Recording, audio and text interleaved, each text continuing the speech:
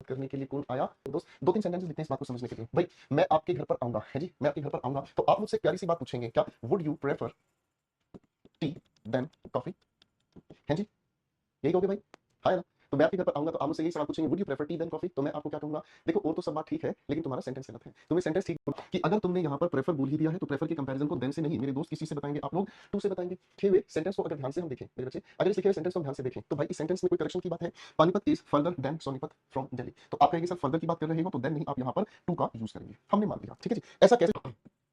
Senior to Mohini, ठीक है भाई, बात समझेंगे, बिल्कुल सही है कि मिस्टर शर्मा का हमने कंपैरिजन किया मोहिनी से और पता चला मिस्टर शर्मा सीनियर है और सीनियर की वजह से ही कंपैरिजन को मदद करने के लिए कौन आया?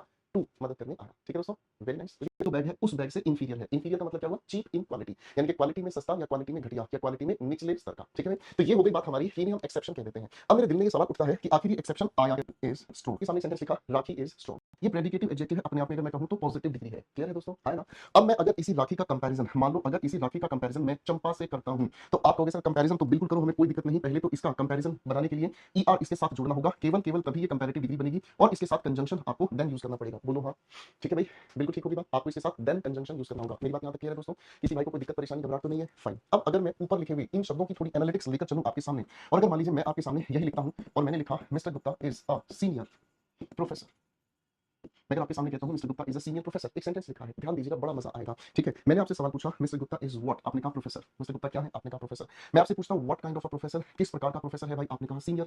यानी कि इस नाउन से ठीक पहले आकर ये अपने आप में एडजेक्टिव का काम कर रहा है, हमने इसकी किसी से तुलना नहीं की, तो ये अपने आप में क्या हुआ? Positive degree. क्या हुआ दोस्तों? पॉजिटिव डिग्री हुआ, है ना? अब एक बात ध्यान से समझो मेरे दोस्त, कहानी कितनी इंटरेस्टिंग हुई, ध्यान से समझना। यहां पर हमने इस स्ट्रॉन्ग पॉजिटिव डिग्री को कंपैरेटिव डिग्री बनाने के लिए ईआर इसके साथ जोड़ा, यही वो वजह थी जिसकी वजह से हमने इसके साथ देन कंजंक्शन को यूज किया, है ना? लेकिन अगर हम यहां पर ध्यान से देखें इस लिखे हुए सेंटेंस में, ये जो सीनियर है अपने आप में क्या है? आपने कहा पॉजिटिव डिग्री है। ऊपर वाले सेंटेंस को पढ़ते हैं mister Sharma is senior to Mohini, तो यहाँ क्या हुआ? मिस्टर शर्मा का कंपैरिजन होते हुए नजर आया मोहिनी से, तो इसका मतलब यहाँ पर ये क्या होगी भाई? Comparative degree. लेकिन अगर आप गौर से देखोगे तो इसके साथ हमने ना कुछ जोड़ा ना कुछ हटाया, ऐसा ही ये पॉजिटिव डिग्री में लिखा सीनियर है, ऐसा ही कंपैरेटिव डिग्री में लिखा हुआ सीनियर है। जबकि हम अगर इसको ध्यान से देखें, तो स्ट्रॉन्ग को कंपैरेटिव डिग्री होने के लिए इसके साथ सफिक्स करना पड़ा, है ना? अब वो सफिक्स ईआर हो सकता है, आईईआर हो सकता है, लिखे एडजेक्टिव से पहले प्रीफिक्स मोर या लेस भी हो सकता है। अरे भाई बोलो हाँ, ठीक है? इसका मतलब क्या हुआ? ये एक्सेप्शन परिवार में वो शब्द लिखे हुए हैं, ये एक्सेप्शन परिवार में वो शब्द लिखे हुए हैं जो खुद में ही पॉजिटिव डिग्री है और खुद में ही कंपैरेटिव डिग्री है। मैंने क्या कहा? जो खुद में पॉजिटिव डिग्री है और खुद में ही कंपैरेटिव डिग्री है, इनको किसी और तरह के सफिक्स या प्रीफिक्स की जरूरत नहीं पड़ती, है ना? एक फिर एग्जांपल समझते हैं, ठीक है? ध्यान से समझने की कोशिश कीजिए। फर्दर यूज हुआ, कुल मिलाकर ये इसका प्रेडिकेटिव नहीं एट्रिब्यूटिव एडजेक्टिव हुआ, यानी कि पॉजिटिव डिग्री है ना? अगर यही इससे ऊपर लिखे हुए सेंटेंस में हम देखें तो दिल्ली से दूर है सोनीपत, दिल्ली से दूर है पानीपत, ज्यादा दूर कौन है?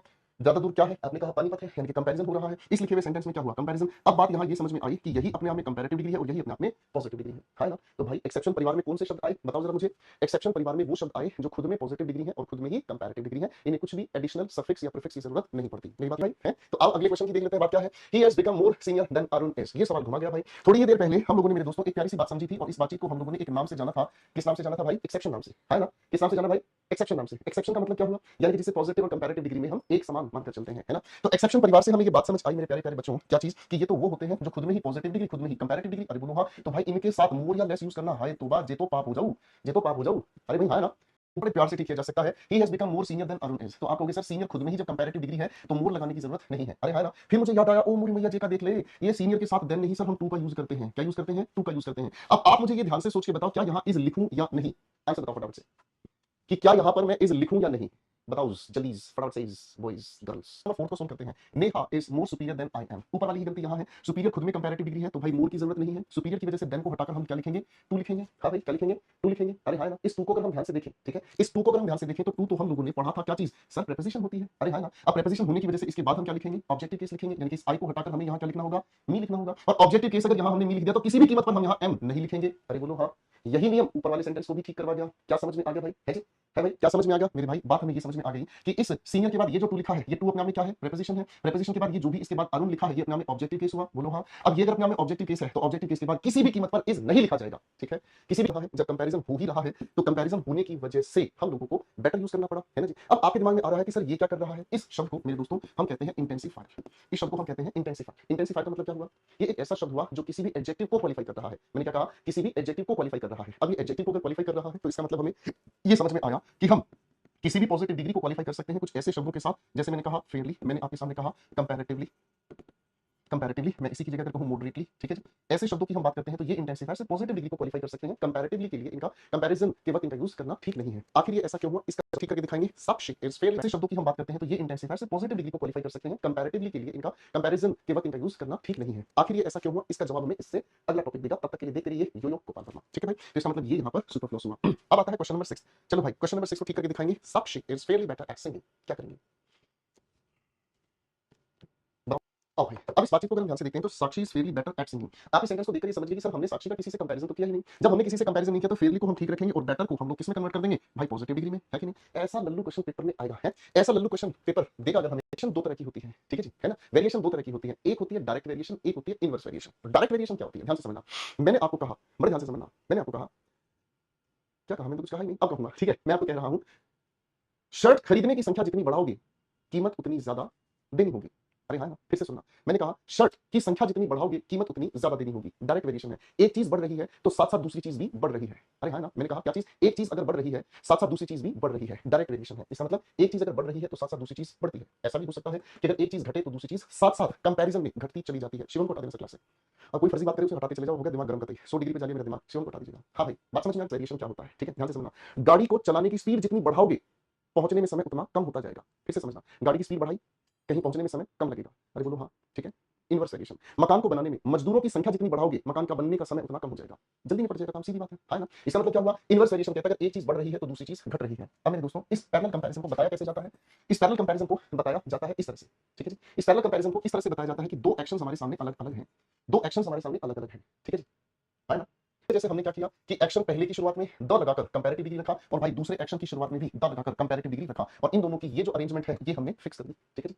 सेंटेंसेस को हमने ठीक करने का काम किया। इधर हमने देखा हाई यू गो, अगर आप सिर्फ हाई कह रहे हैं तो उससे आगे के सेंटेंस का लिंक नहीं बन रहा। आप इसका लिंक तब बनाएंगे जब ये दोनों एक्शन पैरेलल हो रहे हैं और कंपैरिजन में हो रहे हैं। आप जितनी ऊंचाई पे जाएंगे ठंड उतनी बढ़ती जाएगी। इसका मतलब आपने द लगाया, इसको कंपैरेटिव बनाया, आपने मेरे बच्चे द लगाया कंपैरेटिव बनाया। बात समझ गए? है ना, ठीक है जी, क्लियर है? चलिए, यानी कि जो चीज जितनी आसान लगती चली जाती है उतनी ही मुश्किल होती चली जाती है। तो यहाँ पर भी इसको आपने क्या कहा? The more difficult it will be. जो जितनी आसान दिखती है उतनी मुश्किल होती चली जाती है। You do. अब आप कहोगे सर कंपैरेटिव डिग्री शुरुआत में होनी चाहिए। कंपैरेटिव डिग्री शुरुआत में होने का मतलब क्या हुआ? उस मच एडजेक्टिव को आपको शुरुआत में लाना होगा, और भाई शुरुआत में लाकर आपने क्या कहा? मोर। क्लियर है बेटा? ठीक है भाई, ठीक है दोस्तों। अब हमारे सामने आखिरी क्या है भाई? फाइन। अब देखो देखो इस सेंटेंस के अंदर क्या करेक्शन करेंगे हमें? इसको कंपैरेटिव डिग्री बनाना पड़ेगा। तो सबसे पहले हमें क्या करना पड़ा? द लगाकर हमने कहा द फास्टर ही रैन, जितना तेजी से वो दौड़ा उतना ही ज्यादा वो थक गया। यानी कि अब मेरे दोस्तों प्यारी सी बात समझना, ये जो एग्जॉस्टेड लिखा है कहने के लिए थर्ड फॉर्म ऑफ वर्ब है, लेकिन अब हम इस बात को ध्यान रखेंगे कई सेंटेंसेस में थर्ड फॉर्म ऑफ वर्ब को भी हम लोग एडजेक्टिव की तरह यूज करते हैं। मैंने क्या कहा? कई सेंटेंसेस में हम थर्ड फॉर्म ऑफ वर्ब को भी, मेरे प्यारे प्यारे शिकारियों, हम कई सेंटेंसेस में थर्ड फॉर्म ऑफ वर्ब को भी कैसे यूज करते हैं भाई? थर्ड फॉर्म ऑफ वर्ब को हम यूज करते हैं सेंटेंस में एडजेक्टिव की तरह। फाइन। तो आपको यहाँ दो चीजें करनी होगी। क्या? एक तो इस एग्जॉस्टेड को यहाँ से हटाया और सेंटेंस की शुरुआत में कंपैरेटिव डिग्री बनाकर लिख दिया, और आपने क्या लिख दिया? The more exhausted. क्या कह दिया? The more exhausted. ठीक है, बात समझ गए? यानी कि जितना तेजी से वो दौड़ा उतना ही थकता चला। भाई बात समझ में आ गई? बोलो हाँ। वो मेरे शिकारी बच्चों, आपने दोनों सेंटेंसेस को जोड़ा, रवि इज सिंसियर, आपने कहा एंड, और उसके बाद कहा ऑनेस्ट, इसकी जरूरत नहीं है ना। तो मेरे दोस्तों ने ये बात समझी बड़े प्यार से कि किसी भी लिखे हुए सेंटेंस के अंदर भाई सभी का आंसर बिल्कुल सेट है बॉस, कोई दिक्कत नहीं।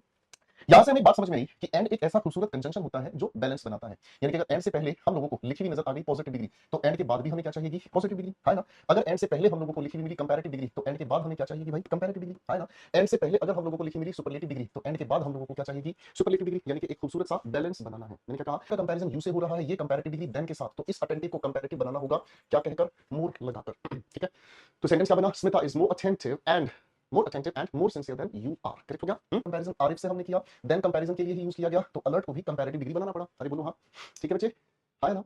बात समझ गए? तो अब आप सभी अपना आंसर बनाएंगे। क्वेश्चन 3 4 कहीं आपकी विकेट गिराऊंगा, ठीक है दोस्तों। आइए सफर शुरू करते हैं। क्वेश्चन नंबर 3 को देखते हैं क्या कहता है। She seems senior and more experience than Ravi. सवाल को ध्यान से देखें, शी का कंपैरिजन हमने रवि के साथ किया, ये लिखा कंपैरेटिव डिग्री, और इसके कंपैरिजन में हम देन का यूज करते हैं, बिल्कुल सही है, कोई दिक्कत नहीं भाई, है ना। अब मेरे दोस्त इस लिखे हुए शब्द को ध्यान से देखोगे तो ये लिखा हुआ शब्द हमें याद दिलाता है सीनियर, खुद में पॉजिटिव डिग्री, खुद में कंपैरेटिव डिग्री। लेकिन एक बात और भी है ना कि जब मैं इसे कंपैरेटिव डिग्री की तरह यूज करता हूं तो इसके साथ प्रीपोजिशन टू का यूज करता हूं। बोलो हाँ, ठीक है जी। अरे भाई है ना, ही का उसके भाई से, तो प्रायर के कंपैरिजन में हम टू का यूज करते हैं, ठीक है। ठीक इसी तरीके से एफिशिएंट को कंपैरिजन बनाने के लिए मोर चाहिए, और एफिशिएंट के कंपैरिजन में मदद करने वाला कौन होगा? देन होगा। मुझे ऐसा क्यों लग रहा है? Question number 4 superlative degree use हुई है, तो थर्ड फॉर्म ऑफ वर्ब को सुपरलेटिव बनाना है, इसलिए हमने मोस्ट कह दिया, द को दोबारा नहीं लिखना, ठीक है भाई जी। मुझे ऐसा क्यों लग रहा है? क्वेश्चन नंबर 5 पर भी इसे कंपैरेटिव बनाना है हम लोगों को, तो हमें कहना होगा मोर नॉलेज, है ना। इसे कंपैरेटिव बनाना है तो सुपीरियर के साथ बस टू लगाना होगा, दैट्स इट। बताओ जरा भाई किसी में कि अगर सिलेक्शन आउट ऑफ कंपैरिजन दो के बीच है, तो भाई इस दो की वजह से हम कंपैरेटिव डिग्री यूज करेंगे। बोलो हाँ। अब अगर मान लो दो में से आपने किसी एक को चुना, दूसरे को छोड़ दिया, तो ये अपने आप में क्या बन गया भाई, स्पेसिफिक बनेगा, बोलो हाँ। अब दो में से आप किसी एक को अगर चुनोगे, है बच्चे, अगर दो में से आप किसी एक को चुनोगे तो दो में से एक को अगर आप सेलेक्ट कर रहे हैं तो वो स्पेसिफिक ही तो होगा। अरे भाई हाँ ना, मैं अगर दो शर्ट में से किसी एक शर्ट को चुनूं तो मेरे लिए वो शर्ट स्पेसिफिक बन गई भाई, हाँ ना, ठीक है बेटा। तो इस स्पेसिफिक बनाने की वजह से इसके साथ कंपलसरी हम आर्टिकल द का यूज करेंगे, ठीक है बेटा। और अगर यही संख्या हमारे सामने दो से ज्यादा की हो, यही संख्या हमारे सामने अगर दो से ज्यादा की हो, तो दो से ज्यादा की संख्या होने की वजह से हम यूज करते हैं सुपरलेटिव डिग्री, और ये भी स्पेसिफिक होने की वजह से क्या लगाएगा भाई, आर्टिकल द लगाएगा। भाई बात समझ में आ रही है? टॉल, दो भाइयों में से रोहन टॉल है, इसका मतलब दो भाइयों में से ही आप रोहन को चुन रहे हैं। तो इसका मतलब क्या हुआ, of the two brothers Rohan is, आप लिखेंगे टॉल नहीं, आर्टिकल द लगाकर द टॉलर, ठीक है बेटा। ट्विन्स है, ट्विन्स हम कहते हैं किनको, जुड़वा को। ट्विन्स हम किसे कहते हैं भाई, जुड़वा को कहते हैं। हाँ जी बच्चों, ट्विन्स हम किसे कहते हैं भाई, बताओ जरा। जुड़वा में से ही एक को आपका चुनाव है, बिटवीन को हटाकर ऑफ आपने लिखा, करंट सीम्स स्ट्रांग, तो कंपैरेटिव डिग्री दो की वजह से आर्टिकल द लगाकर हमने लिखी चुनना की तरह से। Monica has become more sincere than the two employees, दो एम्प्लॉइज में से आपने मोनिका का चुनाव किया, तो पहली बात तो ये superlative I mean comparative degree the के साथ आप यूज करेंगे, देन को आपने हटाया और ऑफ लगाया, यानी दो एम्प्लॉइज में से आपने मोनिका का चुनाव किया, selection out of comparison, fine. इस सेंटेंस में देखते हैं लिखा है अमंग ऑल द स्टूडेंट्स, यानी कि सभी स्टूडेंट्स की बात कही, अमंग हटाओ ऑफ लगाओ, और जब सभी की बात कही है तो सभी के लिए हम यूज करेंगे क्या भाई, कंपैरिजन दो से ज्यादा का ही इशारा करता है, सभी की अगर हम बात करते हैं सुपरलेटिव डिग्री की तरफ से, ठीक है दोस्तों, सुपरलेटिव डिग्री क्लियर है। अब देखना कई विकेट्स गिरेंगी, ठीक है। तो देखो in these two books the first one is best, दो किताबों में से बात कही है, इनको हटाकर ऑफ लगाया। अब आप लोगों को एक चीज बताई गई थी दोस्तों कि जब दो की हम तुलना करते हैं तो दो के सीक्वेंस को बताने के लिए हम यूज करते हैं किसको बच्चों, फॉर्मर और लेटर को। अरे बोलो हाँ, दो के सीक्वेंस को बताने के लिए हम यूज करते हैं किसको, फॉर्मर को और लेटर को। लेकिन अगर दोस्तों संख्या दो से ज्यादा की हो जाए, अगर संख्या दो से ज्यादा की हो जाए तो क्या करेंगे भाई, बताओ बेटे, कहानी को आगे समझते हैं। तो भाई अगर संख्या दो से ज्यादा के बीच हो जाए तो हम फर्स्ट का और किसका यूज करते हैं, लास्ट का, ठीक है भाई। अब इस सेंटेंस में हमने क्या कहा, यहाँ पर दो किताबें हैं तो फर्स्ट ना कहकर हमें कहना होगा फॉर्मर वन इज बेस्ट। ना ना ना ना भाई, दो ही किताबें हैं तो दो के लिए तो हम कंपैरेटिव डिग्री यूज करेंगे, है कि नहीं, दो ही किताबें हैं तो इसके लिए आगे सेंटेंस लिखा है among them the latter candidate is experience. आप सभी की अगर बात कर रहे हैं, अमंग हटाकर ऑफ आपने लगाया, लेटर जब सभी की बात कर रहे हैं तो सभी में दो की कंसीडरेशन नहीं है, फर्स्ट और लास्ट की कंसीडरेशन है, और इसी वजह से आपको यहाँ लास्ट लिखना पड़ा, कैंडिडेट इज। आप इस थर्ड फॉर्म ऑफ को सुपरलेटिव डिग्री बनाकर चलेंगे, ठीक है ना। कंपैरिजन हो रहा है दो अलग अलग व्यक्तियों के बीच, बोलो हाँ, यहाँ कंपैरिजन हो रहा है किसका, दो अलग अलग व्यक्तियों के बीच, है ना। दूसरे सेंटेंस को अगर हम ध्यान से देखें भाई तो बात समझ में आई, Ram is stronger than healthier in this family. तो इसका मतलब तो हमें समझ में ये आ रहा है कि राम की जब हम तुलना कर रहे हैं तो राम की किसी और से तुलना नहीं हो रही है, राम की ही दो क्वालिटीज हैं। मैंने क्या कहा, राम की ही दो क्वालिटीज हैं। अब राम की ही दो क्वालिटीज के बीच तुलना की जा रही है, मेरी बात समझ, दो बातें हैं समझ में आई। एक बात तो ये समझ में आई कि गोपाल वर्मा की तुलना विवेक यादव सर के साथ हुई, है ना भाई, गोपाल वर्मा सर की तुलना विवेक यादव सर से हुई, तो तुलना किसके बीच हुई, दो इंसानों के बीच हुई। अरे हाँ ना, फिर दूसरी संभावना क्या हो गई भाई, दूसरी संभावना ये हो गई कि हम लोगों ने देखा बड़े ध्यान से कि एक ही इंसान की दो क्वालिटीज के बीच तुलना कर रहे हैं। मैंने कहा एक ही इंसान की दो क्वालिटीज के बीच तुलना कर रहे हैं। अब ऐसी बात को बताने का तरीका क्या होगा दोस्तों, ऐसी बात को बताने का तरीका ये हुआ कि भाई अगर किसी एक सब्जेक्ट की तुलना मैं अगर किसी दूसरे सब्जेक्ट से करूं तो मुझे ये बात जचती है कि कंपैरेटिव डिग्री लगाया हमने, देन लगाया, या फिर हो सकता है टू लगाया। अरे भाई बोलो हाँ, ठीक है ना, ये बात अपनी जगह सेंसिबल है, कोई दिक्कत नहीं है, ले जाती है। जब हम बात कर रहे हैं किस तरह से हम तुलना कर रहे हैं किसके बीच, कंपैरिजन बिटवीन टू क्वालिटीज। मैंने क्या लिखा, comparison between two qualities of the same, क्या हो सकता है वो पर्सन हो सकता है वो प्लेस हो सकता है वो ऑब्जेक्ट हो। बेटे बात समझ में,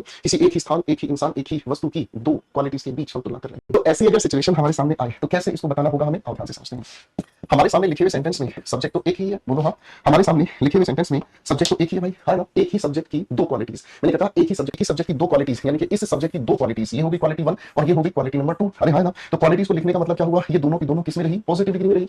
अरे हाँ ना, मैंने क्या कहा, ये दोनों की दोनों क्या रही भाई, दोनों पॉजिटिव डिग्री हमारे पास आ गई है, तो कंपैरिजन भी करना है ना। अब कंपैरिजन करने के लिए हम इसी पॉजिटिव डिग्री से पहले लिखेंगे क्या चीज, मोर, यानी कि ये कंपैरिजन करना सिखा रहा है, और इस कंपैरिजन को मदद करने के लिए हम लोगों को जरूरत किसकी पड़ी, कंजंक्शन देन की। किसी से पड़ी दोस्तों, ठीक है भाई, फाइन। इसके बाद मैंने आपके सामने लिखा टीना इज, ठीक है, मैंने आपके सामने लिखा एक सेंटेंस, ठीक है, और मैंने लिखा आपके सामने हेल्दियर देन,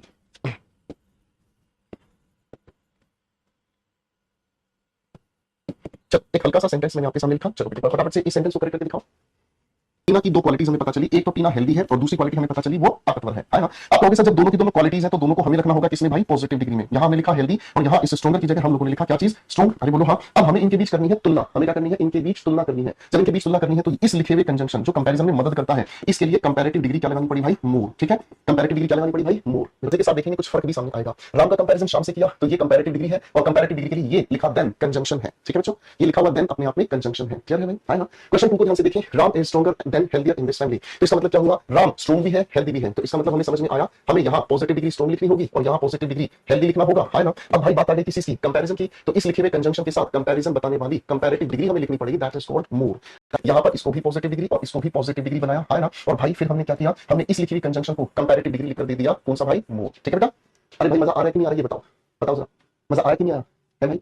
चीजें बेहद आसान होती हैं, समझदारी से समझो, ध्यान लगाओ। तो तीसरे क्वेश्चन को देखते हैं, he is senior to more experience in my office. मेरे ऑफिस में वो सीनियर ज्यादा है लेकिन एक्सपीरियंस उसे नहीं है ना, ठीक है दोस्त। अब इस कंपैरिजन की अगर हम बात करें, इस कंपैरिजन की अगर हम बात करें तो ये अपने में पॉजिटिव डिग्री है, इसे हमने पॉजिटिव डिग्री बनाया, है ना भाई। देन के साथ हम कंपैरिजन लिखेंगे किसी को, मोर को, ठीक है भाई, क्लियर है, बात समझ रहे हैं, है ना। क्या लिखा हुआ है ध्यान से समझते हैं, Ravi seems rich than superior here. तो भाई आपने समझने का काम किया, ये अपने आप में पॉजिटिव डिग्री है, ये लिखा अपने आप में पॉजिटिव डिग्री है। इस देन के कंपैरिजन को मदद करने के लिए सिर्फ यहाँ पर मोर लगाना चाहिए था। भाई बात पॉजिटिव डिग्री, ये पॉजिटिव डिग्री, हमें इन दोनों के बीच कंपैरिजन करना है तो हम लिख सकते हैं मोर और कंपैरिजन बताने के लिए इसी के साथ देन को। ठीक है बच्चों, फाइन फाइन। यहाँ तो बात बदल गई है ना, यहाँ तो बात बदल गई। क्या बात बदल गई? यहाँ बात ये बदल गई है कि यहाँ शी का कंपैरिजन हम करण से कर रहे हैं, है कि नहीं भाई? शी का कंपैरिजन हम करण से कर रहे हैं, दो अलग अलग इंसान के बीच कंपैरिजन हुआ है ना। इस शी का कंपैरिजन हमने किसके साथ किया? करण के साथ, है ना। इसका मतलब क्या हुआ? इसका मतलब ये जो लिखी हुई हमारी डिग्रीज हैं ये दोनों कंपैरेटिव में आएंगी। ये खुद में भी कंपैरेटिव चाहिए, एंड की वजह से ये भी हमें क्या चाहिए? कंपैरेटिव चाहिए, अरे है ना। तो देन कंपैरेटिव बनाने के लिए हम लोग यहाँ पर क्या लिख डालेंगे भाई? मोर। अरे बोलो हाँ, ठीक है भाई, है ना। फिर हमें समझ में आया कि प्रायर को कंपैरेटिव की तरह यूज अगर हम करें तो मोर लिखा हुआ सुपरफ्लूस हो गया, है ना। और इस प्रायर के कंपैरिजन की अगर हम बात करें तो किसके साथ? टू के साथ।